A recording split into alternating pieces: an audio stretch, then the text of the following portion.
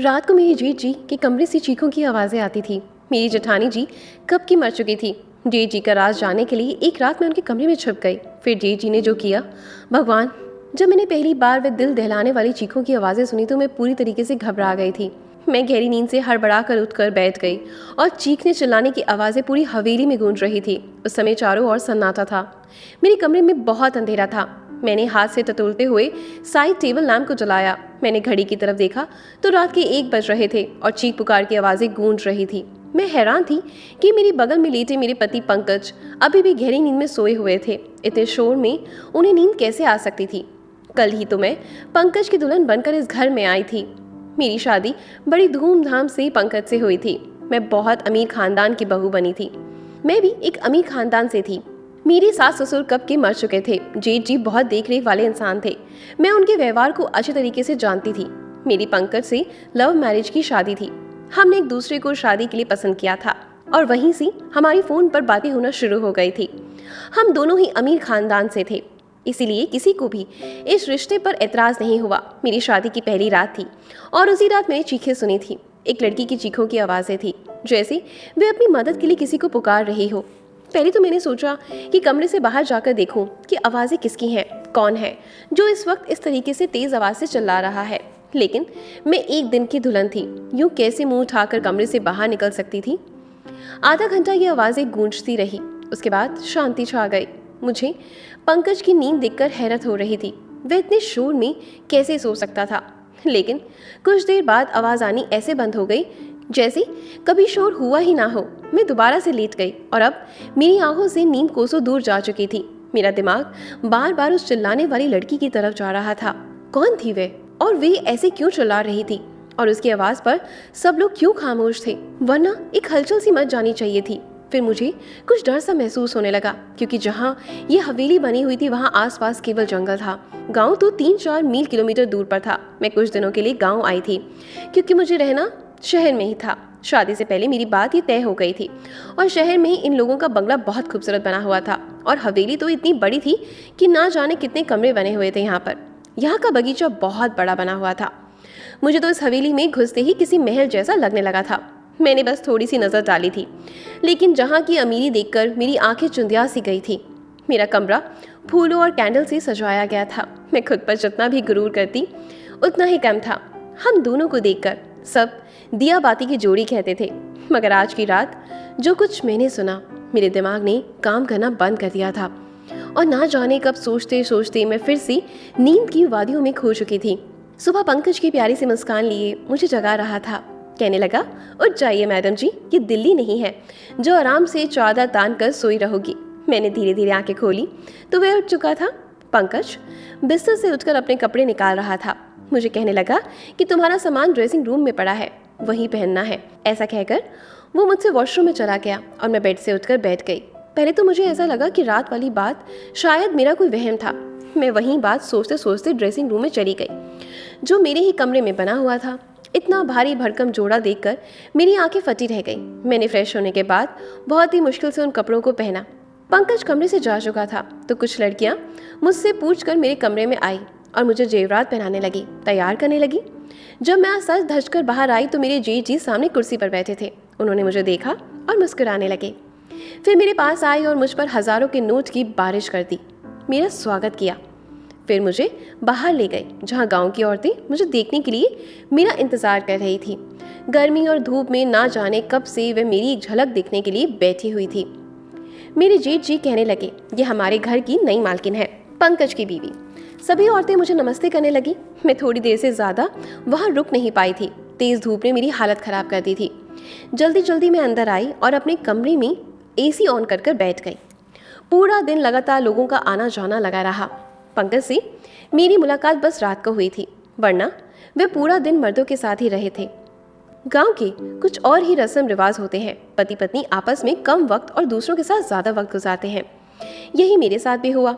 रात तक मैं थकान से चूर हो चुकी थी, इसलिए लेटते ही मुझे नींद आ गई और पंकज मुझे कहने लगा कि गांव के माहौल से तुम परेशान हो गई हो। वह मुझे प्यार से देखने लगा। फिर मैंने आंखें खोली और थोड़ा सा मुस्कुरा दी। मैंने कहा, पंकज बस जल्दी से दिल्ली वापस जाने का सोचो, मुझे ऐसे माहौल की आदत नहीं। मेरी बात पर ना जाने क्यों पंकज की मुस्कुराहट गायब हो गई थी। फिर वह बेड पर टेक लगाकर बैठ गया। कहने लगा, अभी तो ऐसा मुमकिन नहीं है, लेकिन मैं कोशिश करूंगा। मैं नींद में होते हुए भी पूरी आंखें खोलकर उसे घूरने लगी। पंकज, मैं गांव में 2 दिन से ज़्यादा नहीं रह सकती, तुम अच्छे तरीके से जानते हो। मुझे घुटन होती है, यहाँ के पहनावे से, रहन सहन से अजीब घुटन सा माहौल है। मैं नहीं रह सकती यहाँ पर। मेरी बात सुनकर वह किसी गहरी सोच में चला गया। उसने सिगरेट निकाली और लाइटर से जलाकर पीने लगा। मैं नींद में चूर थी, इसलिए सो गई। रात को फिर से मेरी आंखें शोर से खुली। वही एक लड़की की चीख पुकार, अपने बचाव के लिए। मदद मांगती हुई मैं तुरंत उठकर बैठी और पंकज को भी जगा दिया। वह मुझे नींद में देखने लगा। मैंने कहा, पंकज, किसी के चिल्लाने की आवाज़ आ रही है। मेरी बात पर पंकज ने नजरें चुराई। कहने लगा, कैसी आवाज़ें? मुझे यहाँ कोई आवाज़ नहीं आ रही। मैं उसकी ये बातें सुनकर काफ़ी हैरान रह गई थी। ये कैसे मुमकिन था? मुझे तो लड़की के चिल्लाने की आवाज़ें आ रही थी, लेकिन पंकज को नहीं आ रही थी। मैंने हैरत से पंकज की तरफ देखा। मैंने कहा, ये लड़की की आवाज़ तुम्हें सुनाई नहीं दे रही? वह कहने लगा, नहीं, मुझे कोई भी आवाज़ सुनाई नहीं दे रही। मुझे नींद आ रही है, मुझे परेशान मत करो। ये कहकर फिर से वो सो चुका था और मेरा डर के मारे बुरा हाल था। क्या ये आवाज़ें सिर्फ मुझे ही सुनाई दे रही थी? इसका मतलब कोई भूत प्रेत? ये सोचकर मैं और ज़्यादा कांपने लगी। डर की वजह से मैं पंकज से चिपक कर लेट गई। मेरा दिल ज़ोर ज़ोर से धड़क रहा था। अब तो मुझे इस हवेली में एक दिन भी नहीं रुकना था। मुझे तो भूतों से बहुत डर लगता था। अगली सुबह ही मैंने पंकज से शहर जाने की जिद करनी शुरू कर दी। मैंने कहा, मुझे वापस दिल्ली जाना है। मुझे डर महसूस हो रहा है। मुझे 2 दिन से यहाँ किसी के चिल्लाने की आवाज़ें सुनाई दे रही हैं, जैसे कोई लड़की मदद के लिए पुकार रही हो। मैं यहाँ नहीं रह सकती। डर की वजह से ऐसा लगता है जैसे कि मैं अभी अभी रो दूंगी। और पंकज मुझे ध्यान से देख रहा था। मैं बार बार नजरें चुरा रहा था। वह मुझे कहने लगा, बरसों से इस हवेली में ऐसे ही साए हैं। किसी किसी को ऐसी आवाज़ें सुनाई देती है जैसे तुम्हें दे रही है, लेकिन उन साए ने कभी भी किसी को नुकसान नहीं पहुँचाया। वरना क्या मेरी भाभियाँ यहाँ रह सकती थी? मुझे पंकज की किसी भी बात से चैन नहीं मिल रहा था। मुझे बस दिल्ली जाने का इंतज़ार था। सुबह नाश्ते के वक्त मेरे जेठ जी ने पंकज से पूछा था कि तुम दिल्ली वापस कब जा रहे हो। ये सुनकर पंकज का चाय का कप हाथ में ही रह गया था, लेकिन मैं दिल में बहुत खुश थी। किसी को तो हमें गांव से दिल्ली भेजने का ख्याल आया। पंकज ने कहा, भाई, जो आपका आदेश। पंकज ने बहुत ही मुश्किल से ये बात कही थी।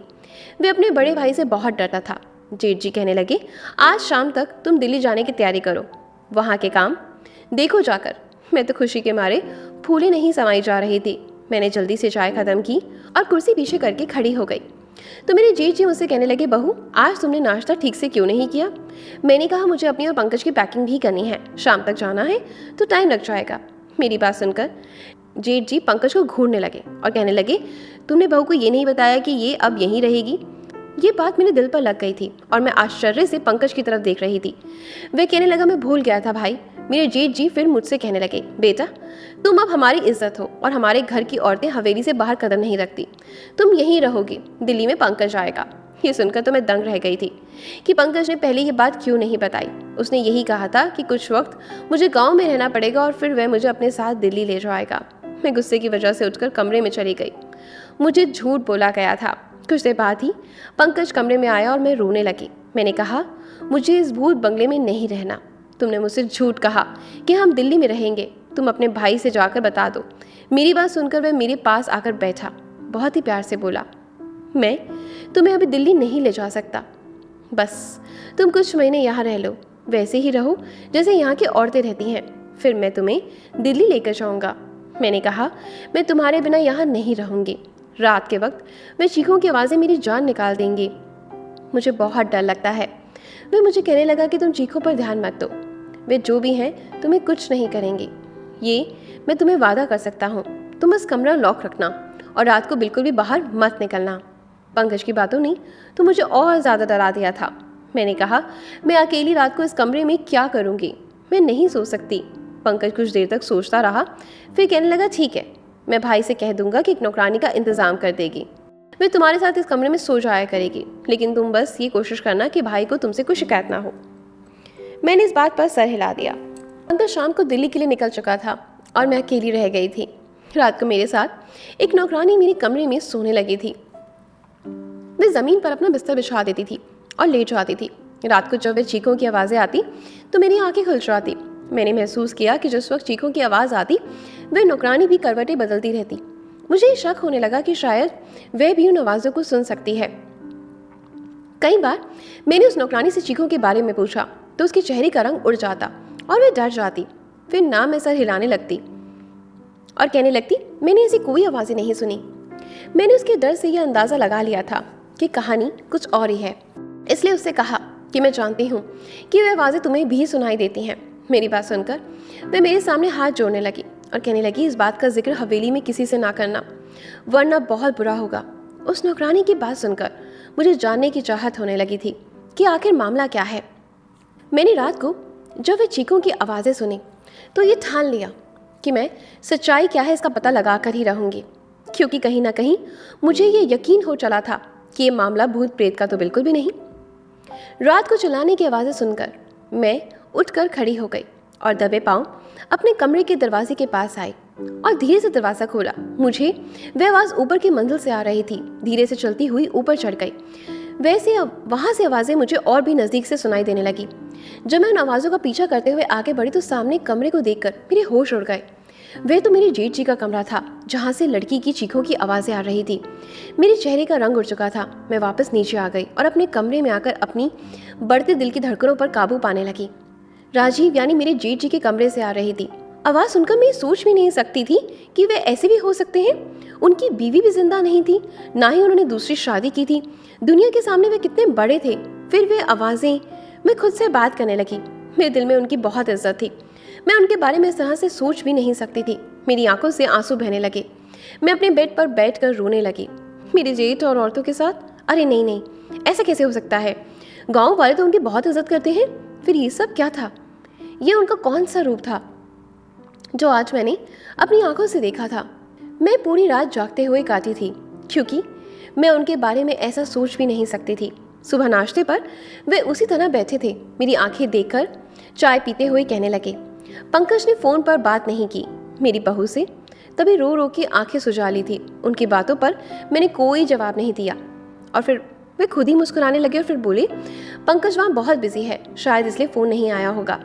मैंने उनकी बात का कोई जवाब नहीं दिया। आज तो उनकी शक्ल देखने का दिल भी नहीं कर रहा था। कैसा दोगला इंसान था।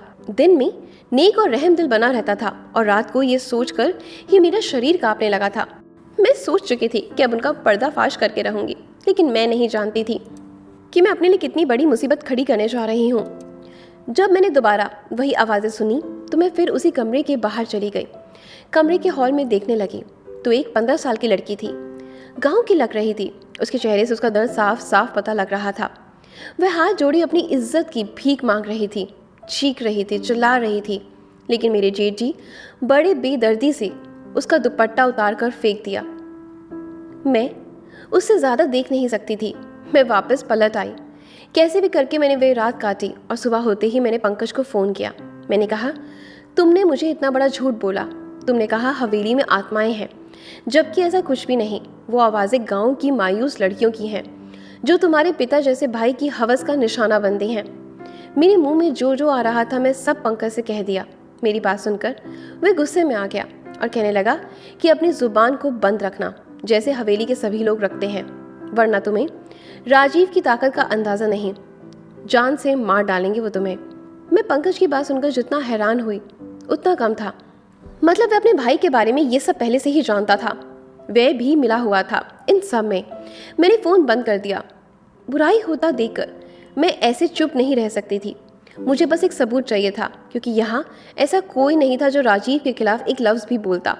इसलिए मैंने रात होने से पहले ही बीमारी का बहाना बनाया और अपना कमरा लॉक करके अपने कमरे में बंद हो गई। मैं जानती थी कि राजीव कब ऊपर जाता है, इसलिए मैं अपनी पिछली खिड़की से बाहर निकली और पाइपलाइन के सहारे ऊपर की तरफ पहुंच गई। राजीव के कमरे बाहर की खिड़की उस वक्त खुली हुई थी। मैं उस खिड़की के जरिए उस कमरे में पहुंच गई और उस कमरे को किसी दूल्हे के कमरे की तरह सजाया हुआ था। मैं उसी खिड़की के पास एक कोने में छिप गई। रात 1 बजे राजीव उस कमरे में आया और सामने सोफे पर बैठ गया। कुछ देर बाद उसका नौकर शराब की बोतल लेकर आया और उसके सामने टेबल पर रख दी। मैंने अपने मोबाइल का कैमरा ऑन कर लिया। कुछ देर बाद 14 साल की मासूम सी लड़की उस कमरे में आई। वह चिल्ला रही थी, बार बार यही कह रही थी कि उसे घर वालों के पास जाना है। वे नौकर उस लड़की को कमरे के अंदर धकेल कर कमरा बंद करके चले गए। राजीव एकदम आराम से सोफे पर बैठा था, उस लड़की की बेबसी का तमाशा देख रहा था जो बहुत ज़्यादा रो रही थी, दरवाज़ा पीट रही थी, अपने बचाव के लिए मदद मांग रही थी, जिसकी चीखें पुकार हवेली की बेजान दीवारों में गूंज रही थी। वहाँ के लोग इस जुर्म पर बिल्कुल ही खामोश थे। वह लड़की जब दरवाज़ा बजाकर थक गई तो राजीव के पास आकर हाथ जोड़ने लगी, कहने लगी, राजीव साहब मुझे छोड़ दो, मुझे जाने दो, मैं तुम्हारी बेटी की उम्र की हूँ, मुझ पर तरस खाओ। उसकी बात सुनकर मेरा जेठ गुस्से से उठा और उसके बाल पकड़कर कहर भरी नजरों से देखते हुए बोला, किसी नीच जात की लड़की, तेरी इतनी हिम्मत कि तू मेरे सामने जुबान चलाए। तुझे मैं बता देता हूँ कि मेरे सामने जुबान चलाने वालों का मैं क्या अंजाम करता हूँ। ये कहकर उसने लड़की को बड़ी जोर से जमीन पर पटका, फिर उसकी गर्दन पर अपने पैर से मारने लगा। वह लड़की दर्द से चिल्ला उठी थी और मैं ये सब नहीं देख पा रही थी। ना जाने मैंने कैसे खुद पर काबू किया हुआ था।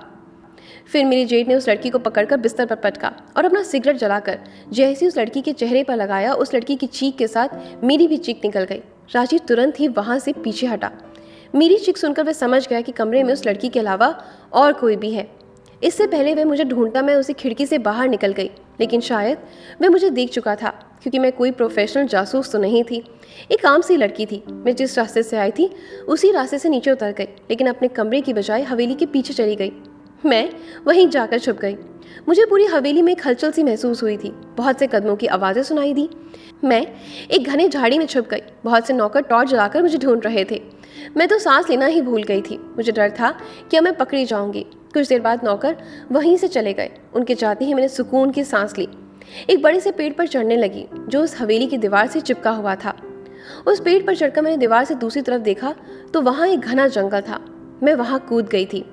मैं नहीं जानती थी कि मैं उस जंगल को पार करने के बाद कहाँ पहुँच जाऊंगी, लेकिन मैं लगातार भाग रही थी। सुबह तक मैं भागती रही। जैसी हल्की हल्की रोशनी हुई मैं सड़क पर पहुँच चुकी थी। उसी वक्त एक बस दिल्ली जाने के लिए वहाँ से गुजर रही थी।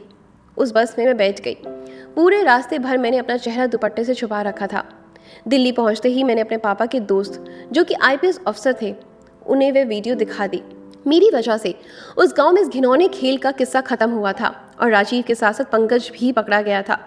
वो लोग गांव की कम उम्र की लड़कियों के साथ गलत करके उसे दूसरे शहर भेजते थे और कुछ को मार देते थे, और मेरे पति दिल्ली में वही काम करते थे, इसलिए मुझे अपने साथ वहाँ लेकर नहीं जा रहे थे। मैंने अब पंकज से तलाक ले लिया था, क्योंकि मैं ऐसे शख्स के साथ ज़िंदगी नहीं गुजार सकती। मुझे खुशी थी कि मेरी वजह से बहुत सी लड़कियाँ बच गई। तो दोस्तों, उम्मीद करती हूँ कि आपको मेरी कहानी पसंद आई होगी। अगर आई है तो वीडियो को लाइक करें, शेयर करें और साथ ही साथ नोटिफिकेशन बेल को ज़रूर प्रेस करें। चलिए मिलते हैं कल कुछ नई चीज़ों के साथ। धन्यवाद।